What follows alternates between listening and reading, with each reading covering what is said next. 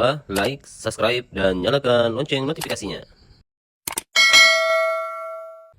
Assalamualaikum warahmatullahi wabarakatuh. Di video kali ini kita akan unboxing sekaligus membandingkan antara bor baterai dan bor yang tidak menggunakan baterai, karena setiap bor memiliki fungsinya masing-masing. Oleh karena itu, sebelum kita melanjutkan video, jangan lupa like, subscribe, dan nyalakan lonceng notifikasinya supaya saya lebih semangat membuat video-video seperti ini. Dan untuk teman-teman yang sudah like dan subscribe, saya ucapkan banyak-banyak terima kasih. Semoga rezekinya lancar dan diberikan kesehatan dan umur yang panjang. Langsung saja kita unboxing bor baterai 12 volt ini. Apakah ada bagian yang kurang ataukah ada bagian yang hilang?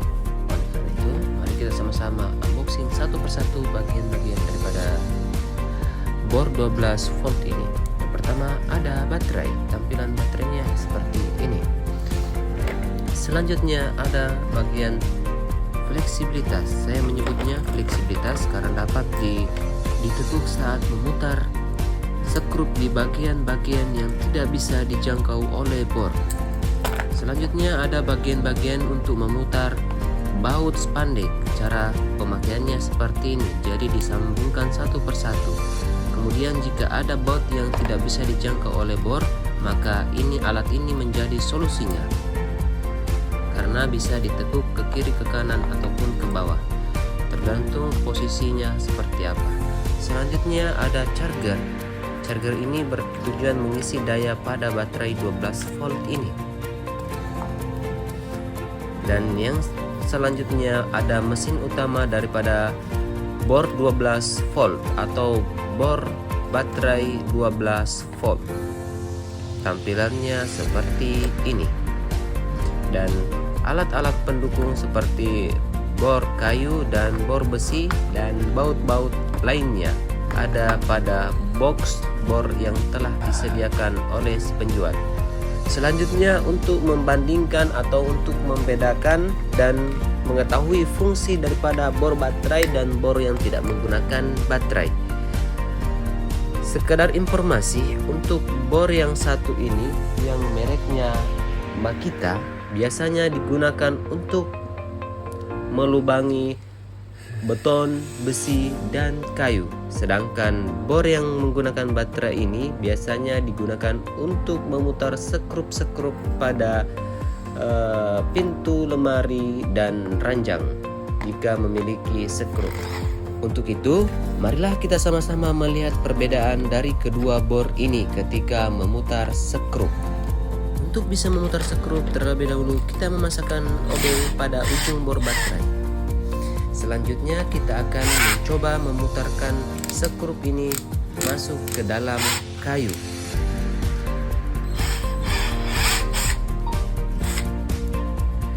Ya, jika kita menggunakan bor baterai, otomatis kita dengan mudah memasukkan skrup ini ke dalam kayu. Ya, seperti ini ya. Dan bisa kita saksikan bersama-sama bahwasanya skrup dapat masuk dengan mudah dan berhenti tepat pada kepala baut yang telah menancap. Selanjutnya kita akan mencoba bor Makita yang fungsi sebenarnya untuk mengebor beton, kayu, dan besi. Akan tetapi pada video kali ini kita akan membandingkan antara bor yang tidak menggunakan baterai dan bor yang menggunakan baterai. Kita saksikan bersama bahwasanya skrupnya akan melewati tempat yang telah ditentukan ketika kita menggunakan bor yang tidak memiliki baterai, karena tegangannya sangat kuat sehingga skrup di bagian kepalanya akan masuk sepenuhnya di kayu. Berbeda halnya dengan bor yang menggunakan baterai yang ketika sudah sampai kepalanya di permukaan kayu maka tidak akan masuk lagi. Itulah fungsi sebenar daripada bor baterai. Dan berbeda halnya ketika kita menggunakan bor yang tidak menggunakan baterai. Skrup yang kita masukkan selalu masuk di dalam kayunya, dan ini dapat merusak alat-alat yang kita pasang ketika kita menggunakan bor ini. Karena fungsi daripada bor Makita ini adalah untuk melubangi kayu tembok dan besi. Tidak diperuntukkan untuk memutar skrup. Maka dari itu, melalui video ini saya merekomendasi teman-teman ketika ingin memutar skrup ataupun baut menggunakan bor baterai. Tidak saya sarankan untuk menggunakan bor yang tidak menggunakan baterai atau bor Makita. Selanjutnya, kita akan mencoba melubangi kayu menggunakan bor yang menggunakan tenaga listrik. Kita saksikan bersama, sangat mudah untuk melubangi kayu karena pada dasarnya memang dirancang untuk melubangi kayu. Dan selanjutnya kita akan mencoba menggunakan bor baterai.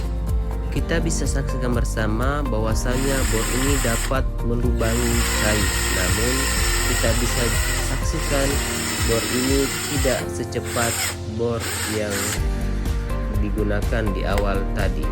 Oleh karena itu, saya sarankan teman-teman menggunakan bor sebagaimana mestinya. Bor baterai untuk skrup dan bor Makita ataupun bor yang tidak menggunakan baterai yang menggunakan tenaga besar untuk kayu dan bahan-bahan yang lebih keras lainnya. Begitupun jika dibalik, bor ini tidak saya rekomendasikan untuk menggunakan obeng, dan begitupun juga bor baterai saya sangat tidak rekomendasi untuk digunakan melubang kayu atau sejenisnya karena itu dapat merusak bornya itu sendiri. Begitupun jika seandainya kita balik, bor Makita digunakan untuk memutar skrup dan bor baterai digunakan untuk melubangi kayu, itu sangat-sangat tidak rekomendasi. Yang tepatnya adalah bor Makita untuk melubangi kayu dan beton, sedangkan bor baterai digunakan untuk memutar skrup ataupun baut spanduk. Semoga video ini bermanfaat untuk teman-teman dan mengenali alat-alat pertukangan lebih jelasnya. Karena pada dasarnya jika kita menggunakan alat yang bukan semestinya, maka alat itu tidak akan berfungsi dengan semestinya. Jika berfungsi, maka akan berefek samping pada alat itu sendiri. Semoga teman-teman sekalian mendapatkan pelajaran dari menonton video ini. Jangan lupa like and subscribe. Sampai jumpa di next video.